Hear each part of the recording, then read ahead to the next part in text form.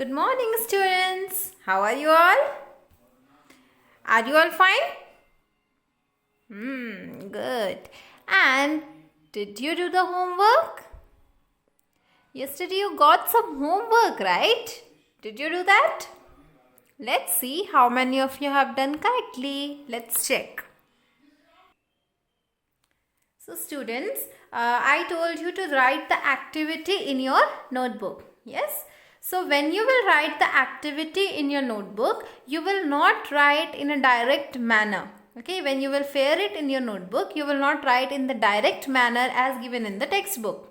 Okay, you have to clarify each and everything. Clear? So, at the top, you will write objective, that is common, to show that oxygen is necessary for combustion. Okay, then you will write materials used. In materials used, you should write, suppose we are using a plate or a table or a candle, a glass jar, matchstick, all these things should be written there. Okay, if you are writing the complete, nothing is missed, then no need to write etc. But if you are writing 2 and 3 and skipping the general ones, then you will put etc. Okay, etc. will be put only when necessary. Clear? Then regarding procedure, in your textbook it is written in a paragraph form. Okay, in the paragraph form.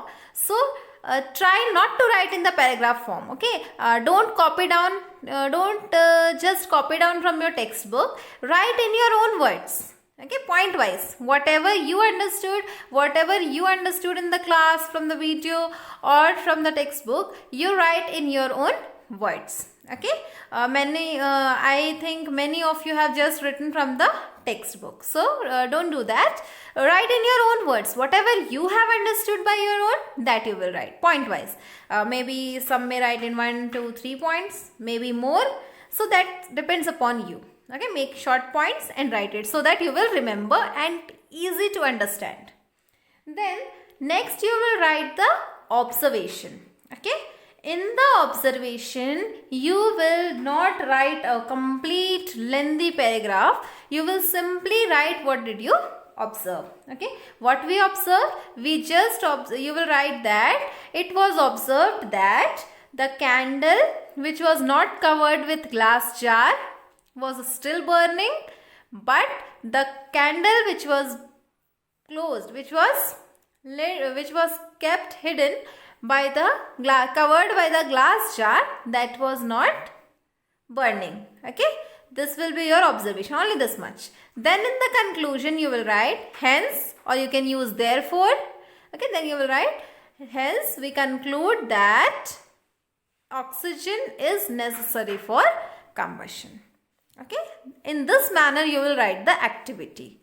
Okay, so if you have just copied from the textbook, then please correct it and write in this form and show me. Okay, okay students, yesterday we learnt about ignition temperature. You all remember what was ignition temperature? It is the lowest temperature at which a substance catches fire or it starts burning. You remember, right? We gave many examples for that, for learning ignition temperature. We also came to know that ignition temperature is also known as kindling temperature. Yes? So, this is what we studied in yesterday's class. And I told you that we will do an activity and see how is kindling temperature important. Okay, so in this chart paper you can see that the first picture. Okay, you can see in the first picture there are four parts of the picture. It is written as 1, 2, 2 and 1. Okay, this means that it is the two sides. Okay, two sides means first two pictures are the first stage pictures, then the second, and then again the 2, 1, they are the second stage. Okay, we will start from the picture 1. Okay, this is an activity which will show that ignition temperature is a very important criteria for heating. Whenever a substance catches fire, it has to attain a particular temperature. Okay, and we also came to know yesterday that like wood Okay, wood needs strong heating and it will attain its ignition temperature slowly.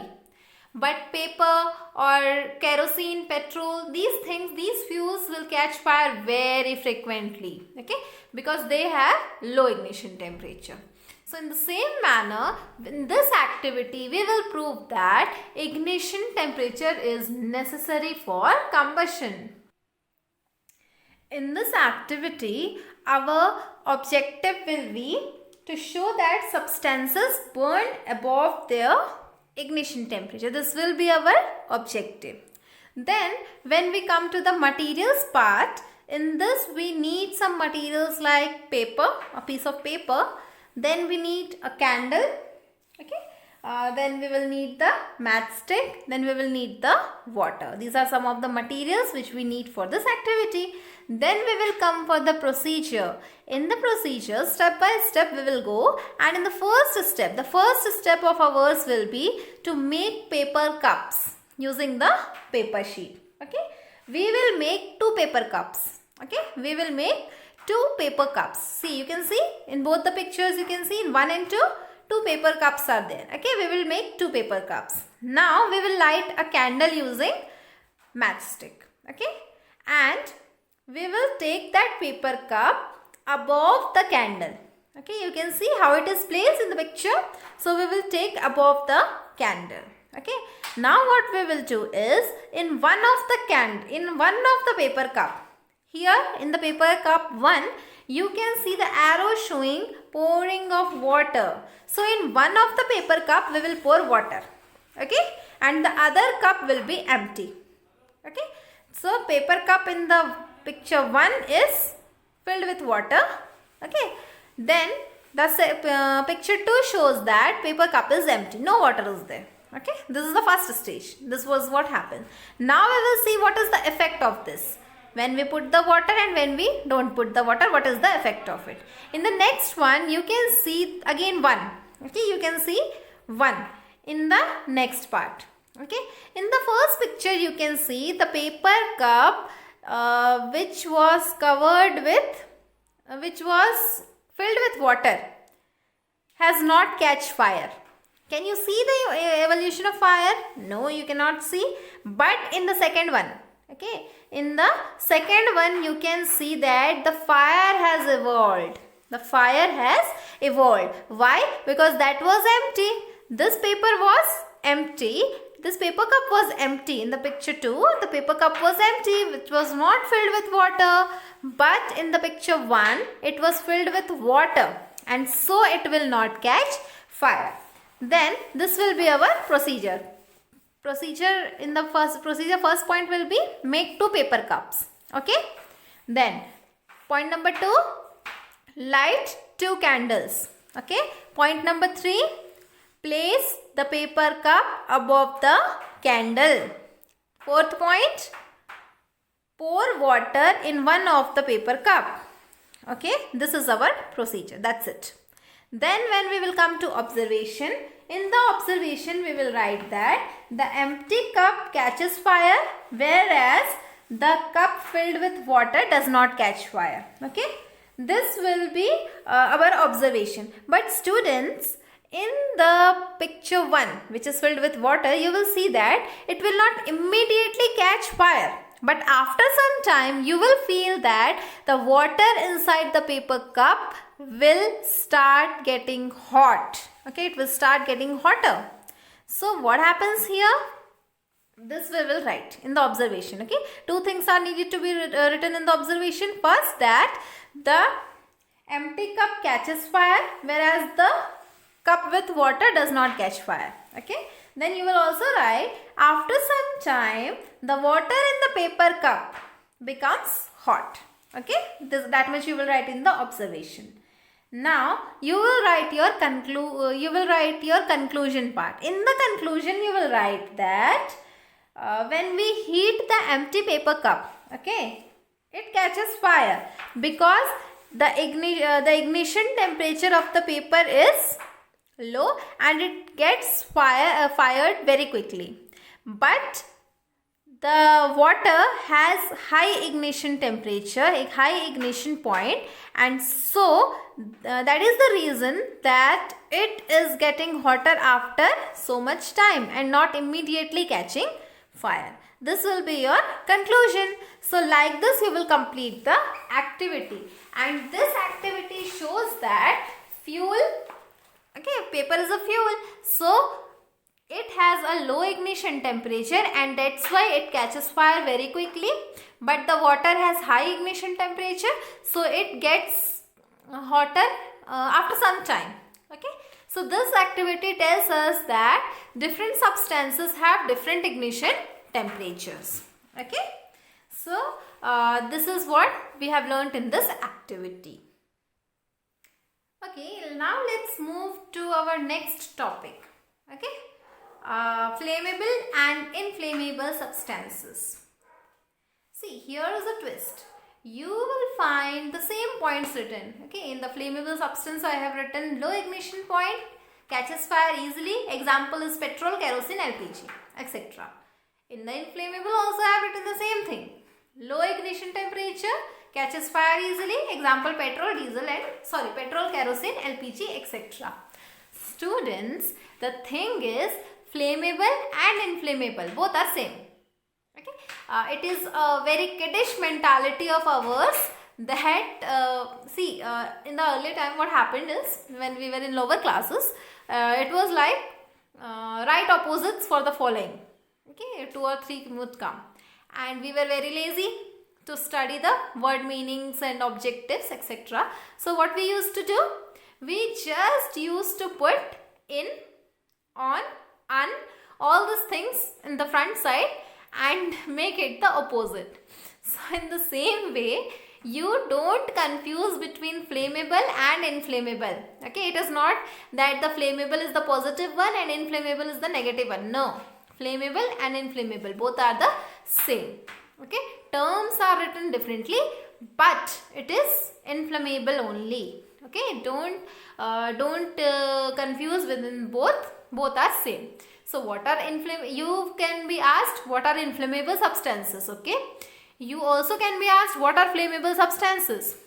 In the both cases, the example and the definition you will write will be almost same.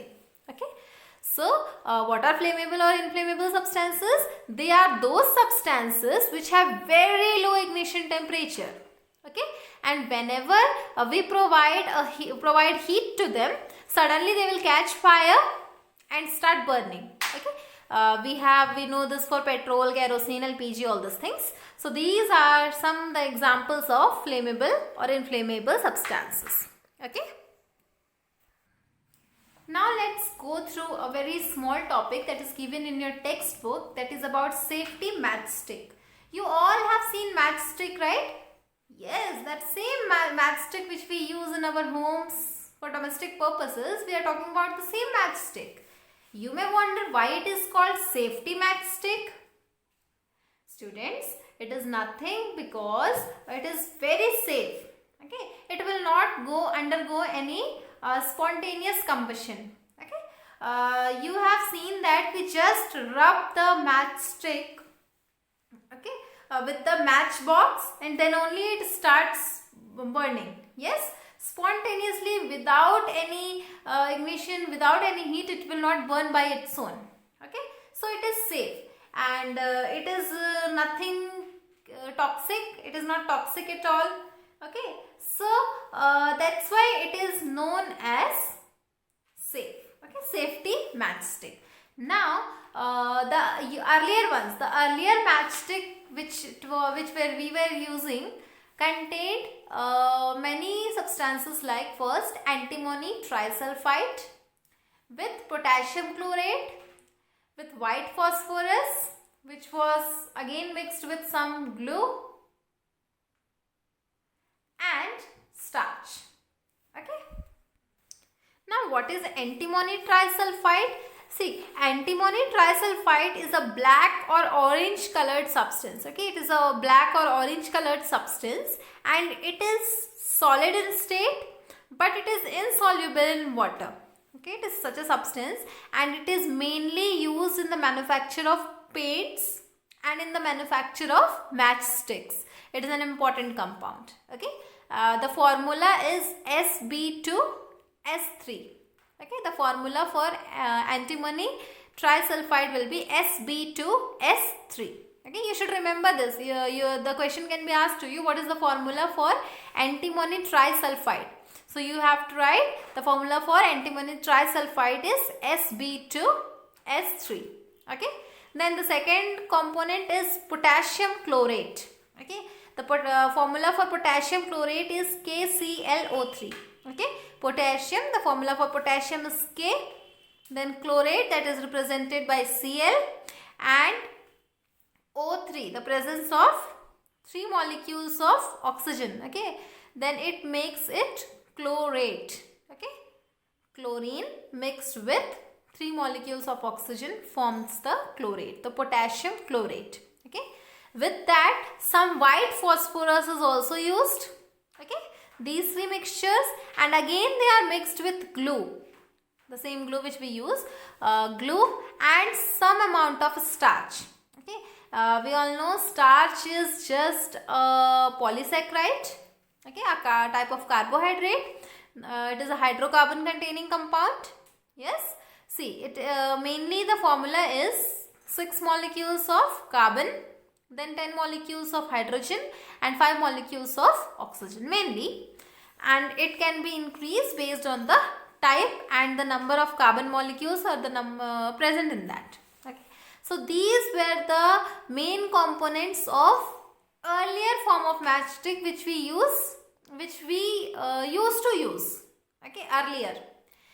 In the earlier times. Okay, but in the present time, in the present era, the mixture, the components have become less.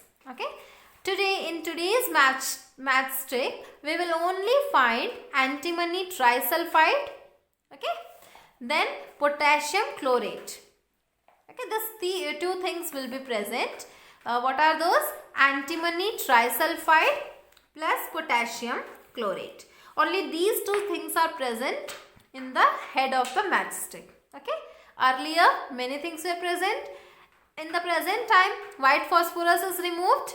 Starch and glue are not used. Only antimony trisulfide and potassium chlorate are used. Then the matchbox. Okay, you have seen the matchbox, and the place where we rub the matchstick, that place contains the powdered glass. Okay, that surface contains the powdered glass. Okay, glass is made in the form of a powder and placed there, and some amount of phosphorus is mixed. That surface is containing phosphorus and the powdered glass.